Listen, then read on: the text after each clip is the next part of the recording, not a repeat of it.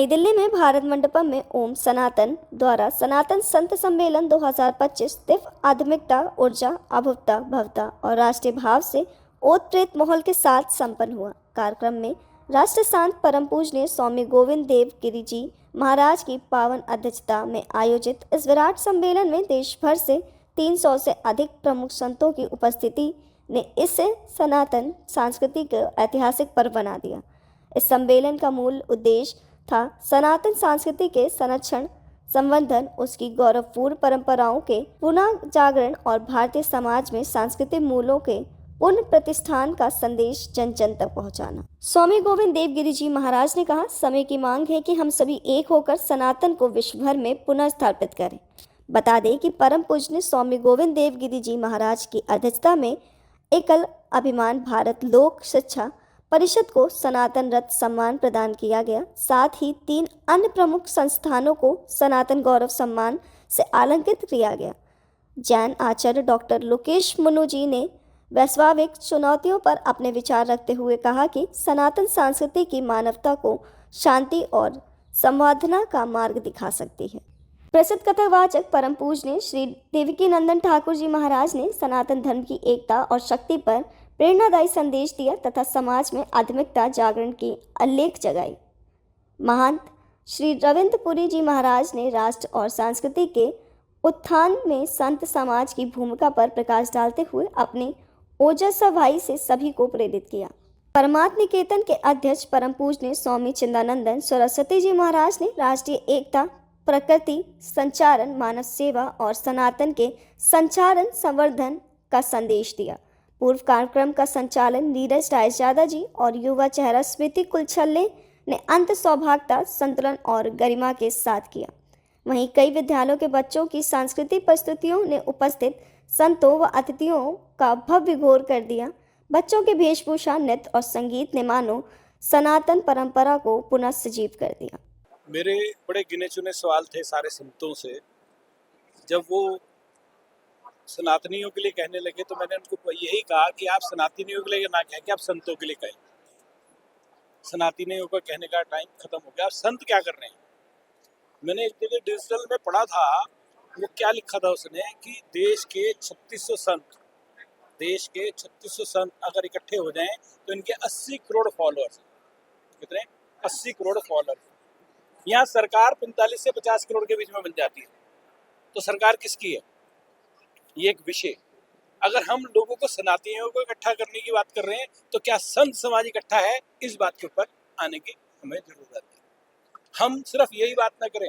मैंने एक सवाल जो किया वो ये किया कि 67 करोड़ लगभग 67 करोड़ लोग हमारे कुंभ के अंदर इकट्ठे हो गए। क्या हम संगठन को दिखाने के लिए हर 12 साल में एक बार इकट्ठे हो? हमारा कोई दिन है, अगर एक समुदाय का दिन शुक्रवार है, एक का रविवार है, तो हमारा कोई दिन है कि किस दिन हम लोग इकट्ठे संगठन में शक्ति महसूस करें? तो शायद ये वाली बात उन्होंने कहा कि हम अपने सिस्टम्स के अंदर आगे तक पहुंचाएंगे, इस पे आना चाहिए हम सब लोगों को इकट्ठा होकर, क्योंकि हमारे बच्चों के बीच में से सनातन गायब हो रहा है, बड़ी स्पीड से गायब हो रहा है। एक जो वर्ड जो सबसे इम्पोर्टेंट है, अक्सर बात करते हैं कि हमारा बच्चा जो है जी कॉन्वेंट में पढ़ता है। अक्सर आप लोगों ने भी सुना होगा कॉन्वेंट। तो एक बहुत बुजुर्ग बंदे खड़े थे, मैंने उनसे पूछा, कहने लगे जी हमने यहाँ एमसीडी के स्कूल जो है ना जी कॉन्वेंट के बना दिए। कॉन्वेंट होता क्या है? कॉन्वेंट एक यूरोपियन वर्ड्स है जो वहाँ से उठ के आया हमारे देश में। पूज्य महाराज श्री के सानिध्य में जो ये आज का सत्संग हो रहा है, इसका एकमात्र उद्देश्य है सभी सनातनियों का एक स्टेज पे आना और ये समझना कि हम लोग जब एक होंगे तो सेफ होंगे, और अगर हम बटेंगे तो लाल किले के बम धमाके में हम फटेंगे। रीजन यही है कि हम तब से लेके आज तक हम अपनी अपनी बातें करते रहे हैं, सनातन की बातें नहीं की। कोई जाति की बातें करता है, कोई जाति का नाम दे के नेता बन जाता है, कोई किसी को गाली दे के आगे बढ़ना चाहता है, कोई किसी का पैर खींच के आगे बढ़ना चाहता है। तो ये जो सारी प्रॉब्लम्स है, उन्हें समाज से कोई लेना देना नहीं है, उन्हें अपनी कुर्सी से मतलब होता है। एक व्यक्ति को मुझे एक जाति का नेता बनना है। इसके दुष्परिणाम स्वरूप ये हमें झेलना पड़ रहा है कि हम लोग बार बार शिकार होते रहे हैं, चाहे मुंबई धमाका हो, चाहे दिल्ली धमाका हो, कितनी चीजें गिनाऊं। अब पढ़े लिखे अनपढ़ हो तो जनसंख्या ब्लास्ट, और पढ़े लिखे हो तो लाल किला ब्लास्ट। अंतरंग में यह सनातन रत्न एक है और ये सारे उसके पहलू है, ये सारे उसके आयाम हैं।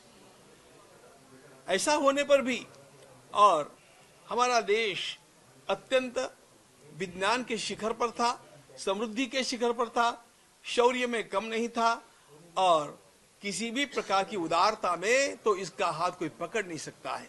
सर्वे भवन्तु सुखिनः कहने वाला केवल यह एक देश है जिसने किसी पर आक्रमण नहीं किया, लेकिन फिर भी इतिहास में यह देश पिटता गया, इसको पराधीन रहना पड़ा। इसका मुख्य एक ही कारण रहा है हमारी दृष्टि में, और वह है कि हमारा समाज बट गया।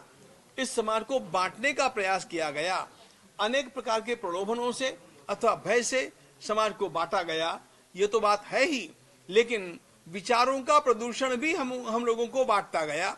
और इसलिए इस वैचारिक प्रदूषण को दूर करने का सामर्थ्य जिन संतों में है, उन संतों को एकत्रित होकर के एकत्व का विचार इस समाज में पुनः जागृत करना चाहिए। और हमारी प्राचीन गौरवमयी परंपरा जो रही है, उस परंपरा का बोध पुनः हमारी वर्तमान युवा पीढ़ी को और अगली पीढ़ी को भी करा देना चाहिए। भारत मंडपम में एक नए इतिहास का निर्माण हो रहा है, एक नया अध्याय जुड़ने जा रहा है सनातन एकता के लिए, क्योंकि ये सनातन एकता समय की मांग है। हमारा महान देश भारत जिस तरह से विकास कर रहा है, जिस तरह से आगे बढ़ रहा है, किंतु हम ये महसूस करते हैं कि कुछ बाह्य ताकतें और कुछ आंतरिक ताकतें देश को कमजोर करने के लिए समय समय पर इस तरह के षड्यंत्र करती है। और जैसा अभी पिछले दिनों लाल किले पर जो बम विस्फोट का हुआ, ये जघन्यतम घटना है। उस घटना की हम सनातन के सारी शाखाएं मिलकर के उसकी कड़ी निंदा करते हैं, भर्त्सना करते हैं, और ये मांग भी करते हैं कि ऐसे लोगों को ऐसा सबक सिखाना चाहिए कि वो आइंदा कभी जुर्रत न करे भारत के साथ ऐसा खिलवाड़ करने की।